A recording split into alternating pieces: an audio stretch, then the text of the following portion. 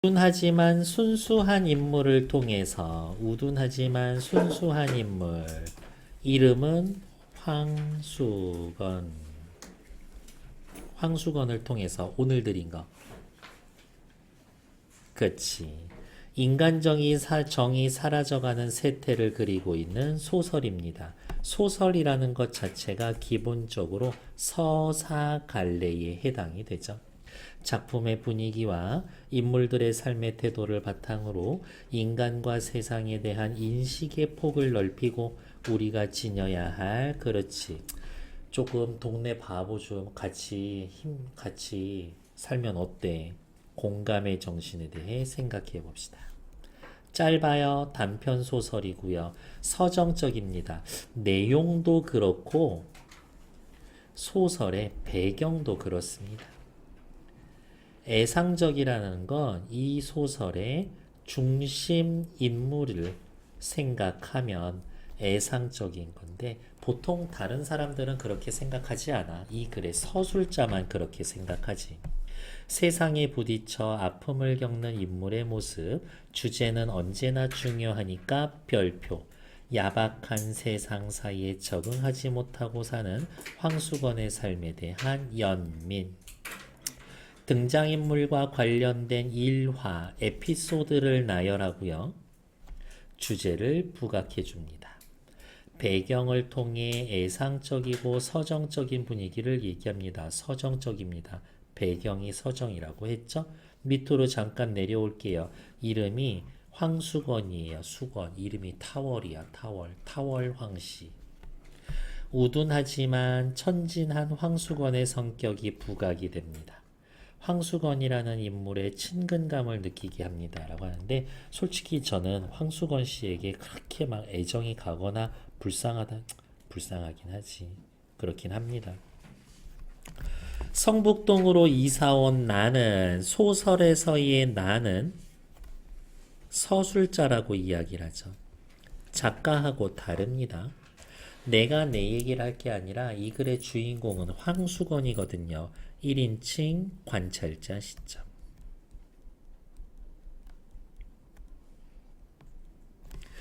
이 일제강점기거든요. 배경이 성북동이라는 건 동네 자체가 가난한 조선인들이 모여 사는 동네야. 황수건이라는 신문보조 배달부를 만난다. 신문을 배달해야 하는 구역이 있어. 정식 직원이 요렇게 나눠갔지. 근데 여기 사람들이 너무 많은 거야. 그러니까 하청에 하청을 주는 거야. 수건이 너 요만큼 요 동네만 담당해 라고 이야기를 하는 거야. 벌이도 시원찮을 거예요. 그는 우둔하고 모자란 인물이다. 끊어. 이건 인물에 대한 직접 제시. 자신의 이름을 목숨, 수, 세울, 건을 쓰는데 성북동에서는 노란색 수건이라고 하면 다 자기인 줄 안다면서 자랑스러워한다. 놀리는 소리인데 그것을 자랑스러워해. 확실히 우둔하고 모자란 인물입니다. 얘기하고 우둔하고 모자란 인물이다를 직접 제시라고 한다면 자기 놀리는 이야기를 자랑스러워한다 라는 건 간접 제시하는 거지. 황수건은 신문원 배달원이 되는 게 평생 소원이라고 생각할 만큼 소박하다. 천진한 인물이다. 그럴 바에는 신문사 사장이 되겠다라는 소원은 어때? 그것도 듣고 보니 그러네요. 라고 얘기할 거야. 나는 그와 이야기를 나누면서 흥미를 느낀다. 밑에다가 다른 사람들과 달리. 다른 이와 달리. 하루는 황수건이 나를 찾아온다. 왜? 거의 유일하게 나가 황수건의 이야기를 잘 들어주거든. 잘 들어줘. 그래서 뭐 할 얘기가 있으면 나 찾으러 오는 겁니다. 이 선생님 갭쇼. 아, 저도 내일부터 원 배달이 올시다. 저 승진해서 여기 크게 요거 한 구역 완전히 제가 담당했어요. 오늘 밤만 자면 말입쇼. 황수건의 기대감. 황수건 입장에선 자신의 소원이 성취해 두는 거지. 자세히 물어보니 성북동이 한 구역이 되었는데 자기가 맡게 되었으니까 내일부터 배달복 입고 방울을 딸랑딸랑 하면서 올 테니 두고 보라고 했다. 원 배달부. 옛날에는 일제강점기에는 신문 배달부도 제대로 된 유니폼 입고 다녔었나 봐요. 그리고 사람이라는 게 그러기에 무엇이든 끝을 바라고 붙들어야 한다면서 참, 동네 바보가 나 학교 선생님이거든. 동네 바보가 학교 선생님한테 일러주면서 신이 나서 돌아갔다. 어리석은 인물이 나에게 뭔가 일깨워주고 싶어하는 황수건의 우스꽝스럽고 순박한 모습이 나타납니다. 행동을 통한 역시 얘도 간접 제시. 우리는 우리 가족 얘기하는 거예요. 원 배달이 된 것을 좋은 친구가 큰 출세하는 것처럼 마음속으로 진실로 즐거워했다. 황수건에 대한 서술자의 태도, 확실히 황수건에게 애정이 있어. 어서 내일 저녁에 그가 배달복을 입고 방울을 차고 와서 쭈럭거리는 걸 보리라 했었다. 기대하고 있어. 그러나 이튿날 그는 오지 않았다. 밤늦도록 신문도 그도 오지 않았다. 그 다음 날도 신문도 오지 않다가 사흘째 되는 날 해 지기도 전에 방울 소리가 요란하게 들려서 어디 보자 하고 방에서 뛰어나갔다. 수건이가 왔을지도 모른다라는 생각 때문에. 왜 이런 생각해? 에헴, 내일부턴 제가 원배달부예요. 자랑하고 갔으니까. 그런데 웬일일까? 기대에 어긋났죠? 정말 배달복에 방울을 차고 신문을 들고 온 사람은 황수건이 아니라 처음 보는 사람이었다. 내가 물어봅니다. 왜 전에 사람은 어디 가고 당신이요? 라고 물었더니 그는 제가 성북동 맡았습니다. 그럼 전에 사람은 어디를 맡았소?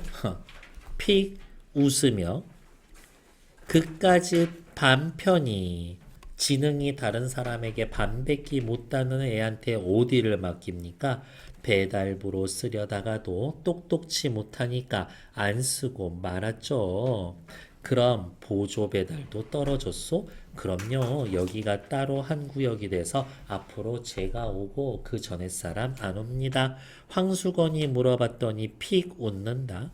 황수건이를 반편이라고 이야기를 하고 있다. 사람들의 인식이 단적으로 드러나면서 황수건이를 무시하고 있는 세상 사람들의 시선인 거지. 무시하는 태도, 시선.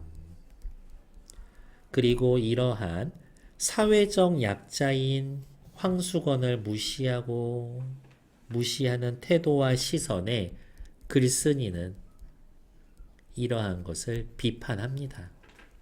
부정적이야. 이렇게 되어서 어떻게 황수건이 잘리면서 황수건이가 우리 집에 올 길은 없어지고 말았다. 가끔 문안에 다니지만 서울 땅이 이만하면 사대문 안에 요렇게 성곽 안에 옛날 사람들은 여기만 진짜 서울이라고 생각하고 그 이외에는 다 그냥 시골이지 진짜 서울 아니야 라고 얘기했어. 대충 느낌상 성북동은 여기에 있어. 이렇게.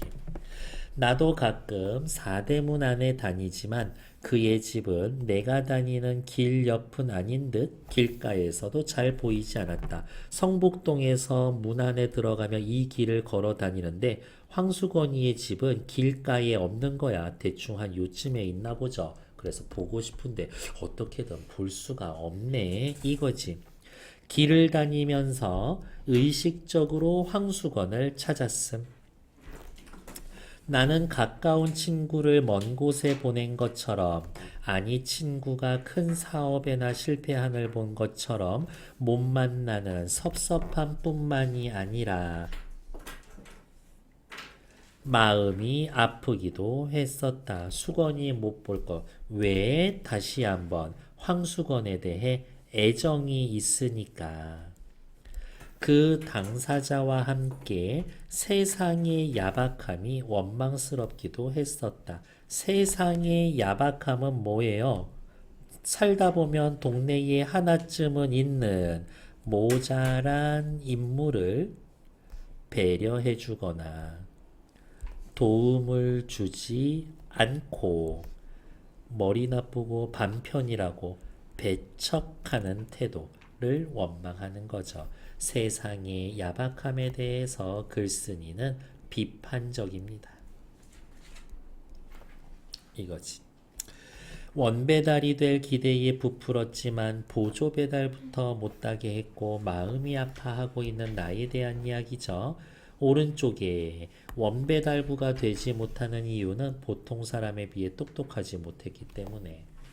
그리고 보조 배달부니까 배달할 집이 많지는 않거든. 근데 맨날 한 5시쯤 받아야 될 신문을 자기 전에 받아. 이렇게 밤늦게 배달해. 왜냐면 그 몇 집 안 되는데 맨날 길을 헷갈리는 거야. 아니면 중간에 누구 만나면 시잘데없는 얘기 엄청 떠들다가 아차 나 일하고 있었지 하면서 맨날 늦게 가는 거야. 신문 첫 집에 배달해 주고 얘기할 거리가 많으면 그 집에서 노가리 까다가 또 시간을 놓치는 거지. 그래서 그 신문 배달부 잘리는 거죠. 황수건에 대한 나의 태도, 호의와 애정으로 대합니다.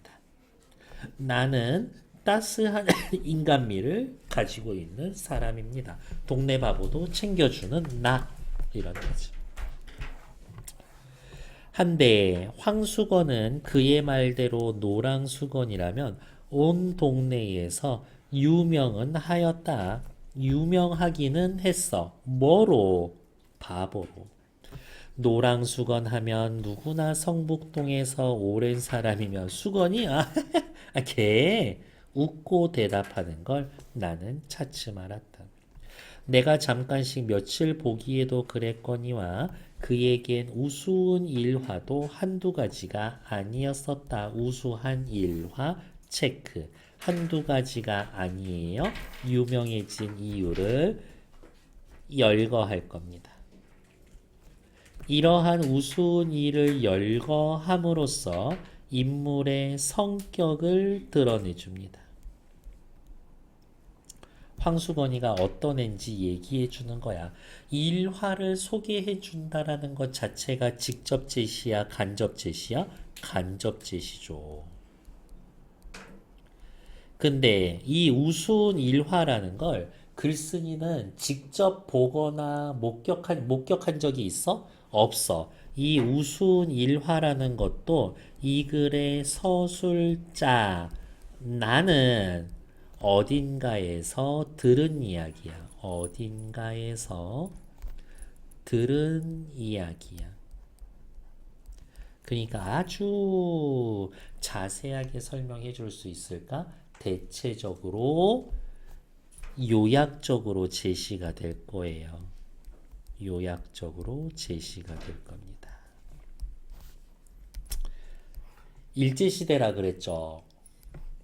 삼산학교에 급사로 있을 때 삼산학교에서 남겨놓은 삼산학교에서 버려놓은 일화도 여러 가지인데 요게 중요한 거야. 그중 두어 가지를 동네 사람들의 말대로 엮어보면 내가 직접 경험한 게 아니었거든요. 1인칭 관찰자 시점으로서의 관찰자의 특징이 드러나는 거고 옮겨보는데 아주 자세히 얘기해 주지 않을 거거든. 요약적 제시할 건가 보구나 라고 확인. 역시 그때부터도 이야기하기를 대단히 즐겨서 사람하고 앉아서 이야기하는 거, 말하는 거 좋아해. 선생님들이 교실에 들어간 새 손님이 오면 의례 손님을 앉히고 자기도 걸상을 갖다가 떡 안 주는 것은 물론 마주 앉아서 자기류의 만담 삼매경에 빠지는 것인데 그냥 자기 얘기하기에 바빠. 한 번은 도학무국에서 사학관이 나온 것을 이따위로 대접했다. 지금으로 따지면 학교에 교육청에서 제일 높은 분이 내려온 거야. 학교 어떤가? 일제시대라고 일본인이지. 그 높은 자리를 조선 사람 주겠어요? 일본말을 못하니까 만담은 할 수 없고 마주 앉아서 지 혼자 자꾸 일본말을 연습한다. 센세이야 와요 고자이마시가 아메가 후리마스 유키가 후리마스가 하하하하. 사학관도 인정이라서 뭐야 그래 알았어. 처음에는 웃었는데 이 얘기를 앉은 자리에서 조선 바보놈이 일제시대 일본인이 나한테 저딴 소리를 하고 앉아있어 20번씩이나 열받지. 성질이 나고 말았다. 선생님들은 아무리 기다려도 종소리가 나지 않으니까 수업 종치는 게 수건이가 할 일이었네. 한 선생님이 나와 보니 종치는 것도 잊어버리고 손님과 맞아서 오하요 유키가 후리마스까 이딴 소리 하고 있었다라고. 수건이 지금 어때? 상황 파악이 안 돼. 그날 수건이는 선생님들에게 단단히 몰리고 혼나고 다시는 그러지 않겠다라고 했으나 그 버릇 어떻게 손님에게 자신만의 만담 늘어놓기. 그 병을 고치지 못해서 쫓겨나오고 만 것이었었다. 이렇게. 옆에 또 보면 네, 됐고 오케이. 다음 페이지. 옆에 나와 있는 문제 이따가 풀 시간 드릴 거예요. 그는 너의 색시 달아난다. 충격적이지. 수건이 결혼해서 아내가 있어. 이렇게. 이 말을 제일 무서워했다. 한 번은 어느 선생님이 장난스럽게 요즘 같은 따뜻한 봄날에 옛날부터 색시들 도망가기를 좋아했지. 어제도 저 아랫마을에서 둘이나 달아났으니까 오늘쯤이면 우리 동네에서 집 나가는 가출하는 색시 있을걸? 이라고 했더니 수건이는 점심을 먹다 말고 눈이 회동그레졌다. 놀랍. 자기 아내가 도망가면 어떡하지? 걱정. 그래서 그날 오후부터는 어서 바삐 하하 학교 끝내고 집으로 갈 요량으로 50분 만에 치는 종을 20분, 30분 만에 함부로 쳤다라는 얘기도 있다. 역시 사리 판단을 제대로 못하는 아이죠. 황수건이 50분에 쳐야 할 종을 20분에 쳤을 이야기는 뭐예요? 우리 색시 달아나면 어떡하지? 선생님의 장난을 사실로 믿고 자기 색시도 달아날지도 모른다는 생각에 조바심이 날 거죠. 집에 빨리 가려고 종을 쳤을 겁니다. 여기까지만 하면은 그냥 웃긴 얘기인데 아내가 진짜 집 나가죠. 이게 진짜 슬픈 일이 되는 겁니다. 이렇게. 하루는 나는 거의 글을 읽고 있었을 때 어느 날 문득 이 선생님 갭쇼 수건이가 찾아왔다. 너무 반가워했지. 왜 나는 수건이 좋아하니까. 그는 배달 감독이나 되어 온 듯이 물었다. 왜 어디가 있어? 쌤, 요즘 신문은 거르지 않고 잘 오죠? 잘 오지. 늦지도 않고요. 매일매일 제때마다 꼬박꼬박 오죠? 아유, 당신이 신문 돌릴 때마다 3시간은 일찍 오고 날마다 꼭꼭 잘 오.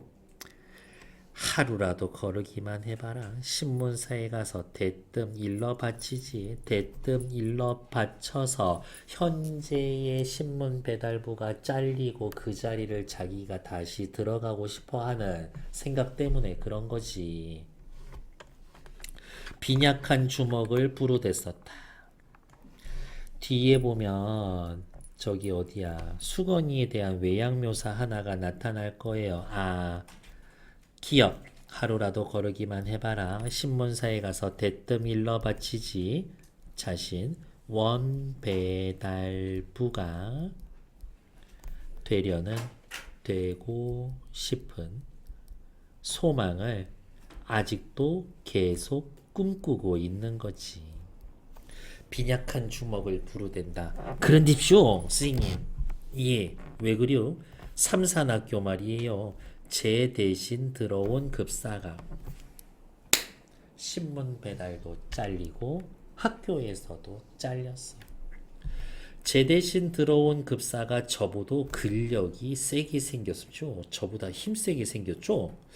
난 그 사람을 보지 못해서 모르겠소. 은근한 말로 희죽거리면서 제가 또 거기 학교에 다시 들어가서 일하려고요. 그래서 요즘 운동을 하죠. 어떻게 운동을 하오? 그까짓 거 날마다 사무실에 가죠. 다시 써달라고 졸라대죠. 그랬더니 새 급사란 녀석이 저보다 크기는 엄청 큰데요. 이놈이 막 불끈댑니다. 한번 싸움을 해야 될 텐데요. 아휴, 근력이 얼마나 센지 알아야 덤벼들 텐데 말이쇼. 어허허허. 내가 지금 급사랑 싸워서 싸움으로 이기면 그 학교 다시 들어갈 수 있다라는 어떤 생각. 사리 분별 안 되는 생각하고 있는 거지.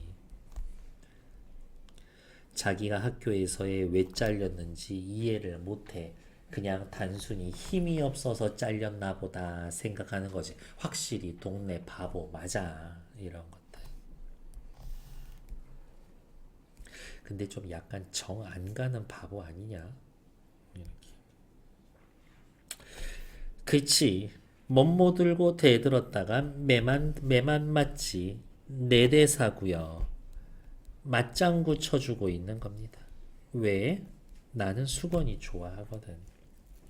그래서쇼 어제 학교가 있고 학교 가는 길에 여기에다가 큰 돌멩이를 하나 굴려다가 삼산학교 대문 앞에 놨죠. 내 느낌상 큰 돌멩이라고 해봐야 그냥 한 요만할 것 같아.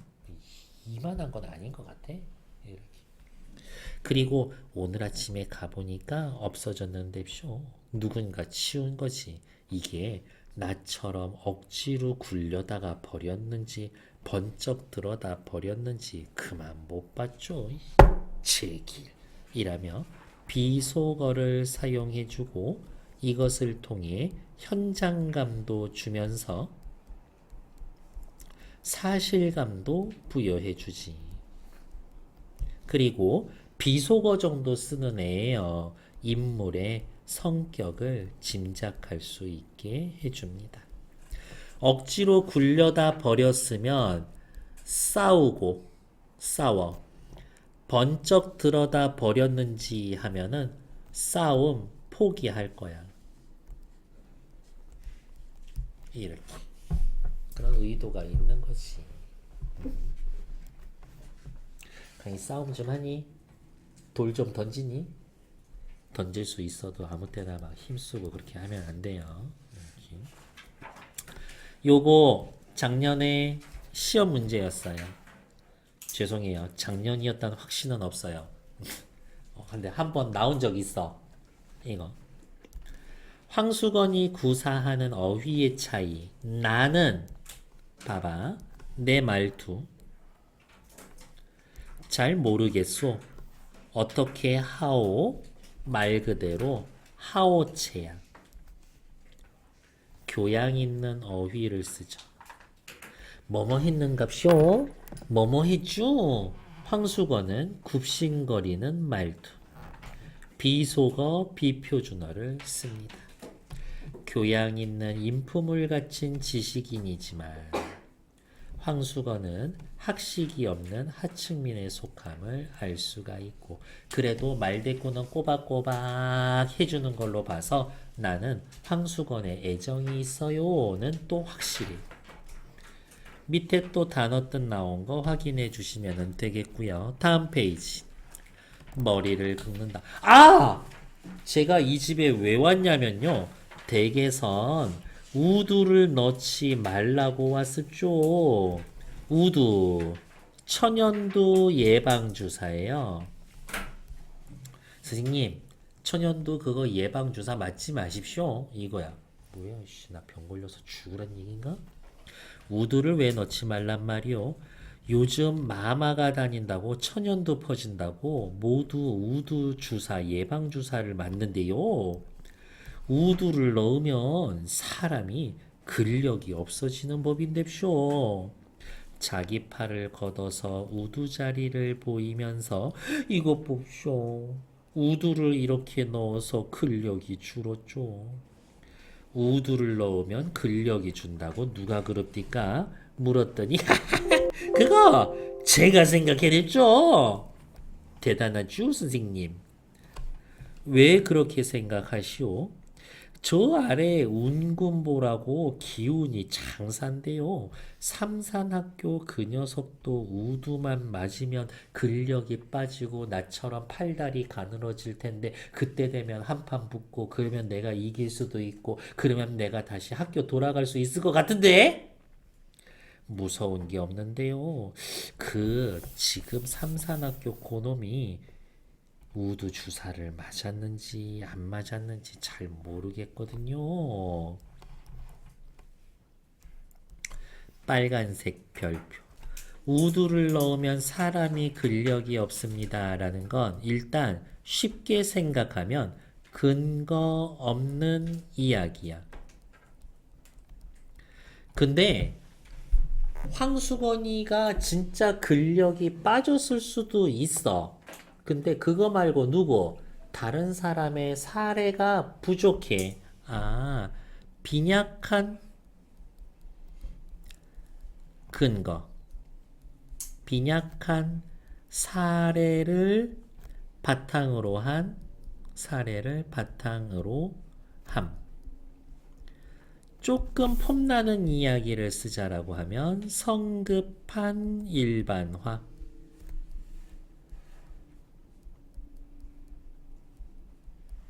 내가 그렇게 됐다고 모든 사람들이 그렇게 될 거라고 생각을 하는 거지. 아, 확실히 수건이 바보스러움을 나타내 주는 거지. 근데 딴 집에도 안 가고 꼭 나의 집에 와서 얘기해 주는 거야. 저 학교 선생님은 내 얘기 잘 들어주니까. 나 좀 잘 챙겨주니까. 아, 황수건도 나에게 애정이 있어. 그래서 우리 집에 와서 이런 얘기 해준 거라고. 됐을까요? 우두를 넣으면 사람의 근력이 없어진다라는 말을 통해 알 수 있는 그의 성격. 나에게 뭔가 도움을 주고 싶어 하는 마음 때문에 온 거다. 단순하고 우둔하지만 따뜻함과 순수함이 있고 자신에게 잘해준 사람에게 갚고 보답해주고 싶은 생각은 확실히 있어. 왼쪽으로 넘어오자. 따지면 완전 헛소리 한 거거든. 그럼에도 불구하고 그렇게 용한 생각을 하고 일러와 주니 아주 고맙소. 나의 성격 짐작이 되죠? 착해. 그는 좋아서 벙긋거리며 머리를 긁었다. 삼산학교에 다시 들어가려고 그랬더니 돈만 있으면 누가 그 고스까이 노가다 밑에서 하는 잡일 노릇을 합니까? 미천만 있으면 삼산학교 앞에 가서 뻐젓이 장사를 할 텐데요. 무슨 장사? 방학이 될 때는 참외 장사하고요. 가을에는 군밤 장사, 외떡 장사, 습자지, 도화지 장사 막 합죠. 이야기. 밑에 또 있나? 오케이. 잠시 정지. 오른쪽. 나와 황수건의 대화에서 드러나는 황수건. 그냥 어때? 느낌이 하고 싶은 얘기 다 하는 것 같아. 하고 싶은 얘기 다 하는 것 같아. 황수건은 나에게 격의 없는 태도를 보이고 나는 황수건에 대해서 적대감 없이 따뜻하고 순수하게 황수건을 받아들여주고 있어. 이런 이야기. 됐습니다. 다음 페이지. 우후! 삼산학교 학생. 저 막 장사합쇼. 삼산학교 학생들이 저를 얼마나 좋아하는데요. 저를 선생들보다 낮게 치는데쇼. 학생들한테 가서 한번 물어보십시오. 난지 선생님인지 다 저를 좋아한다고 할 겁니다요. 나는 그날 그에게 돈 3원을 주었다. 빨간색 책. 저도 어느 정도 감이 확 오지는 않은데요.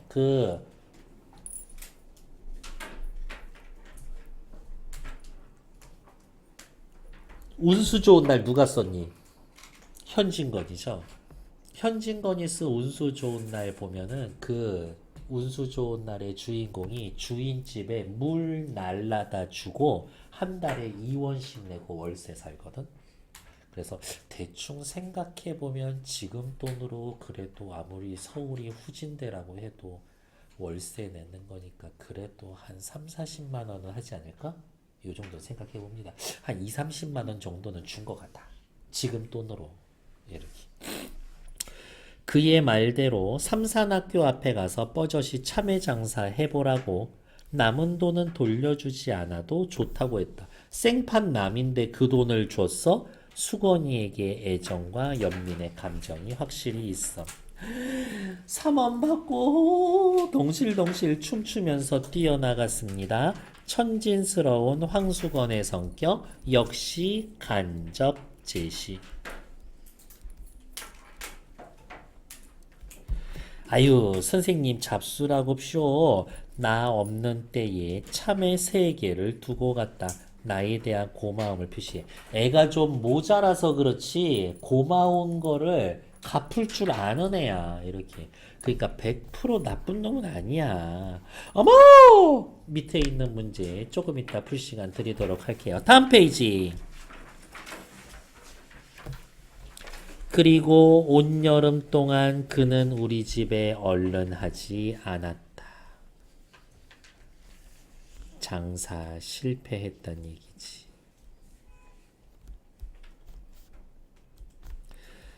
들으니 역시 1인칭 관찰자 시점의 특징. 한계가 드러나는 부분이네요. 장사를 해보긴 했는데 장마가 들어 미천 까먹고 더 놀라운 건 거봐 제가 아까 말씀드렸죠? 그의 아내가 달아났다라는 것이다. 왜? 봄바람 나서 달아난 거야? 그건 아닌 거거든. 저희끼리 금실은 괜찮았지만 동서가 못 견디게 굴어서 달아난 것이다. 남편이 남 같으면 모자라지 않으면 따로 살림나는 날이나 기다릴 건데 평생 동서 밑에 살아야 할 신세를 생각하고 달아난 것이라고 했다. 저는 요 동서가 아니라 형님인 것 같아요. 수건이가 있어. 형이 있지. 형에게도 아내가 있고 수건이에게도 아내가 있어. 형이랑 수건이는 수건이 어머니하고 같이 살고 있어. 형은 장남이니까 어머니랑 모셔서 요렇게 사는 건 나쁘지가 않아. 근데 수건이까지 결혼한 상태에서 이 세 가구가 같이 살고 있는 거거든. 이 아내가 수건이의 아내 얼마나 갈구고 괴롭힐까. 그럴 수 있는 관계잖아. 그러니까 여기 수건이의 아내 입장에선 이렇게 자기 남편을 보는 거지. 저게 사람들 평균이라도 하면 한 집에 다 큰 부부가 둘이 같이 살 수 있는 건 아니니까 우리끼리 분가해서 나갈 수 있을 것 같은데 지 앞가림도 못하고 있는 이 수건이니까 이 집에서 나갈 답이 없어. 아내는 생각해. 나는 평생 얘한테 갈굼 당하면서 종처럼 살아야 한다. 언제? 평생. 언제? 얘가 죽던 내가 죽던 둘 중에 하나 죽기 전까지 인생이 끝이 안 보여. 그래서 집 나간 거야. 너 군대 입대했는데 군대가 10년이야. 10년인지도 몰라. 언제 제대시켜줄지도 몰라. 근데 맨날 2등병이야. 탈영해야지. 탈영하면 안 돼. 큰일 나. 무조건 잡혀. 탈영은 공소시효가 없어. 현실적으로. 원래는 1년이야. 1년 동안 안 잡히면 군대 복귀 안 해도 돼.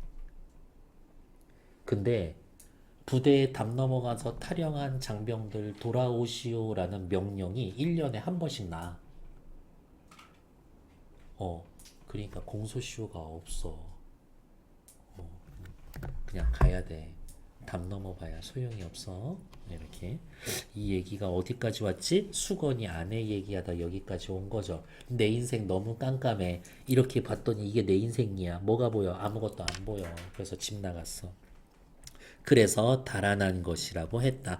1인칭 관찰자인 내가 다른 데서 들은 이야기를 역시 들은 이야기 요약적 제시. 그런데 요 며칠 일이었다. 달포 한 달 조금 넘는 거야. 30여일 만에 수건이가 우리 집을 찾아왔다. 왜? 옛날에 빌려간 미천 어디에서 회복해서 왔나? 포도를 큰 것으로 대여섯 송이를 일단 포도를 들고 왔어. 선생님 잡수라굽쇼. 포도에는 나에 대한 수건이의 마음이 담겨 있고요. 자, 근데 약간 좀 꺼림직한 건 이거야. 종이에 싸지도 않고 맨손에 들고 왔다. 이거 돈 주고 사온 거 아닌 듯? 이거야. 사온 게 아니면 뭐겠어? 훔쳐온 거겠지. 어디에서 훔쳐왔을까? 종이도 싸지 않은 거니까 남의 포도밭에 가서 그냥 따온 것 같아. 그랬더니 웬 사람 하나가 날쌔게 그의 뒤를 따라오더니 다짜고짜 수건이의 멱살을 움켜쥐고 끌고 나가고 수건이는 그 우둔한 얼굴이 허옇게 질리면서 꼼짝 못하고 끌려나갔지. 아, 포도원에서 포도를 훔쳐온 거구나를 직각하였다. 옆에 제가 웬만하면 단어 뜻 잘 안 하죠. 다 알아서 하시라 말씀드리고 요거 기출문제예요. 직각 바로 직 깨달을 각 곧바로 깨달았다. 쫓아나가 매를 말리고 1. 포도값을 물어주었다. 2. 나의 애정이 수건이에 대한 나의 애정이 드러나는 태도. 1. 포도값을 물어주고 보니 수건이는 어느 틈에 사라지고 보이지 않았다. 왜? 민망하겠지. 나는 그 5송이의 포도를 탁자 위에 얹어놓고 오래 바라보면서 아껴 먹었다. 3. 그의 은근한 순정의 열매를 먹듯. 그래, 훔쳐서라도 나에게 그거 갖다 주려고 한 거 보니까 수건이 나에 대한 애정이 엄청나구나 라고 느낀 거죠. 순정의 열매를 먹듯 하나를 가지고도 오래오래 입안에서 굴려 먹었었다. 나의 애정이 드러나는 데도 1, 2, 3, 4. 요즘 왜 다 샤인 머스킷이고 옛날 그 스타일의 포도 그 캠벨 포도 요즘 왜 잘 없어? 이렇게 가끔 그거 먹으면 좋은데. 어머 선생님 입 싸구려 그런 건 아니고 가끔 먹고 싶을 때 있잖아요. 수건이가 나에게 포도를 주려고 한 이유는 자신에게 은혜 베풀어 준 나에게 고마운 마음 전하고 싶어서. 어제다. 요즘 수능식 문제로 따지면 시간을 나타내는 뭘까? 시간을 나타내는 표지를 사용하여 관객의 독자의 집중을 유도합니다. 요 멘트 잘 나와요. 어떤 멘트요, 스님? 시간을 나타내는 표지. 요 말을 요즘 잘 쓰더라. 이거야, 모의고사에서. 4대문 안에 들어갔다 나오는데 불빛도 없는 성북동 길 위에 밝은 달빛이 비단을 깐 것 같았다. 지금부터 이제 온통색 보여요? 빨간색인 거? 밝은 달빛이 비단을 깐 것 같았다. 서정적인 분위기. 포도원 께를 올라오는데 누가 말지도 못한 목청으로 사케와라 더밀기가 술은 눈물인가 한숨인가. 당대 유행했던 일본 가요의 한 구절인데 내용은 그냥 인생이 슬프고 고달프구나. 인생이 슬프고 고달프구나. 이런 이야기인 거예요. 근데 그 노래를 부르고 있어? 큰 길이 좁다라는 듯이 휘청휘청 내려오고 있었다. 길이 요렇게 있는데 수건이가 취해서 이러면서 내려와. 나는 요 밑에서 요렇게 올라오면서 수건인가? 아는 채 하려다가 나를 보면 무한한 일이 있을 거라고 생각하고 1번 장사 망했어. 2번 포도 훔치다가 걸렸어. 이걸 다 아는 사람한테 가가지고 만나서 반가워요 스승님 인사할 수 있을 것 같아? 잘 못할걸? 나를 보면 무한한 일이 있을 거라고 생각하고 휙 길 아래로 내려서 나무 그늘에 몸을 숨겨줬다. 이렇게. 이 그림이 너무 무섭지 않냐? 이게 되게 막 서정적이고 좀 낭만적이고 수건이 불쌍해 보는 느낌이 들어야 되는데 왠지 이 아저씨 한쪽 손에 칼 들고 있을 것 같은 그런 느낌 아니냐? 너무 무서운데? 그래서 어두운 골목길에 밤에서 만나면 제일 무서운 건 사람이야. 귀신이 아니라. 황수건에 대한 나의 배려. 그는 길을 보지 않고 달만을 쳐다보는데 노래는 그 이상 외우는 줄 못하듯 첫 줄만 되풀이되며 전에 본 적 없이 세상에 안 피던 담배 피고 있어. 황수건의 답답한 심정을 대변해 주죠. 달밤은 그에게도 유감인 듯하였다. 이거 학교에서 만약에 하면 필기 잘 해야 돼요. 1번. 서정성을 드러냅니다. 작품의 분위기를 조성합니다. 서술자가 지니는 정서를 부각해 줍니다. 너무 깊이 서정적으로 흘러가지 않게 합니다. 이렇게 하거든요. 자, 근데 문제는 뭐냐면 정서를 부각해 줍니다랑 너무 깊이 서정적으로 빠지지 않게 해줍니다는 완전 반대말이야. 근데 학교 쌤에 따라서 해주는 말이 달라. 정확히 이 멘트는 아니겠지만 학교생이 하는 멘트가 어디에 가까운지는 학교 가서 확인해야 돼. 필기된 거 보셔야 돼. 이렇게. 그래서 다시 한번 둘 중에 하나로 확인하셔야 한다. 이거야. 알게 되면 나 알려주어.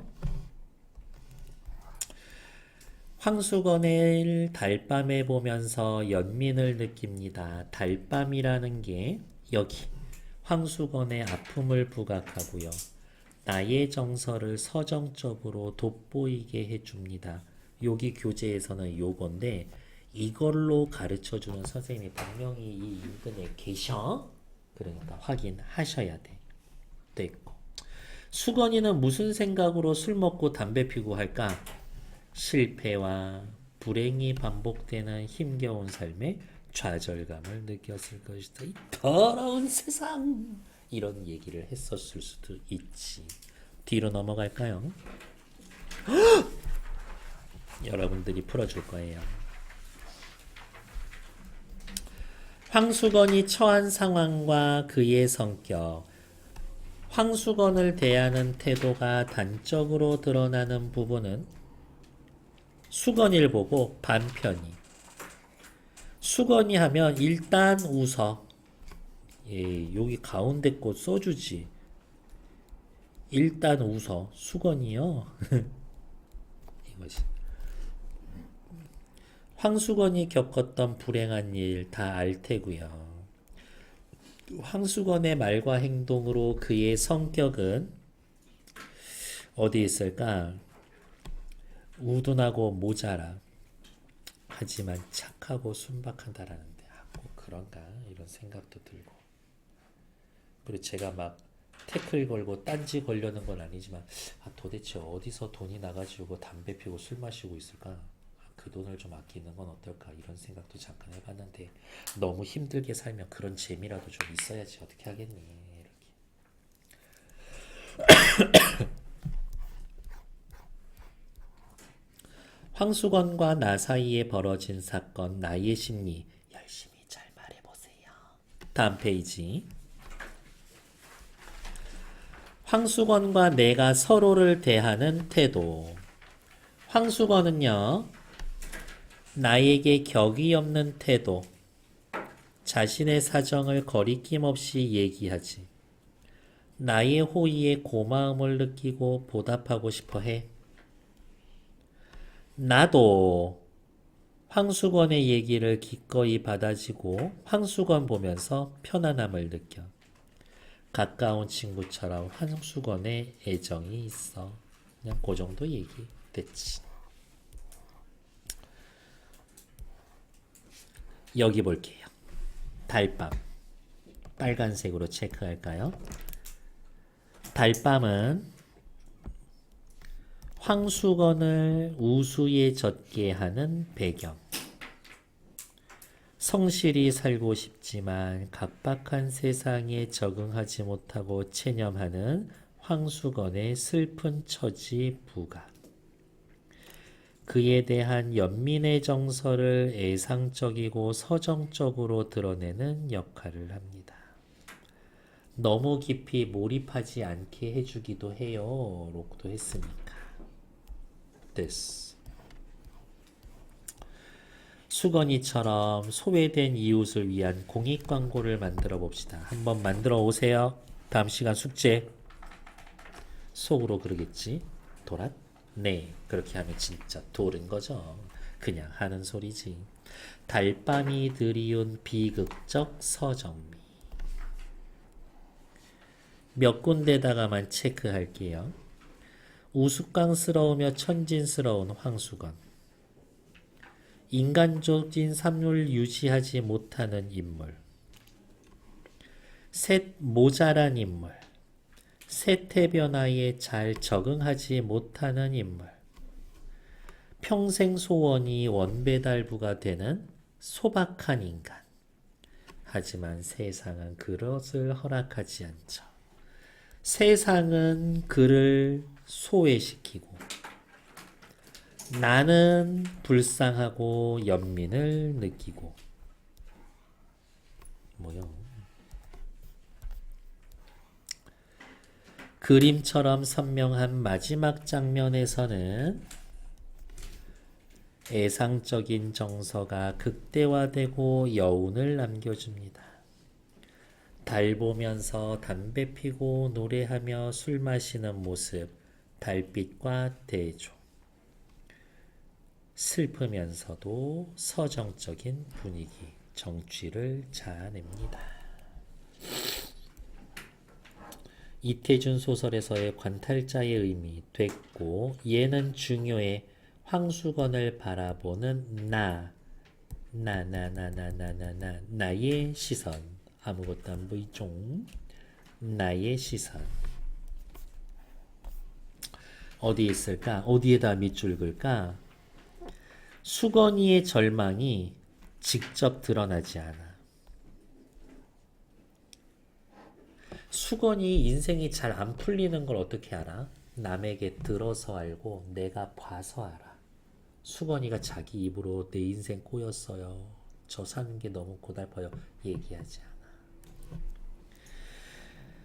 게다가 서술자인 나는 전해 들은 이야기를 간략하게 전달만 해. 수건이와 나 사이에 거리가 있고 그 수건이의 일은 절망감이 배제된 채 독자에게 전달돼. 수건이의 마음 100%를 내가 독자에게 전달해 주지는 못해. 수건이를 바라보는 나의 연민의 감정이 남고 독자는 나에게 공감하고 그런 식으로 흘러갈 겁니다. 됐어. 관찰자의 따뜻한 시선이 담겨져 있습니다. 됐어. 잠시 정지. 10분만 쉬었다 할게요.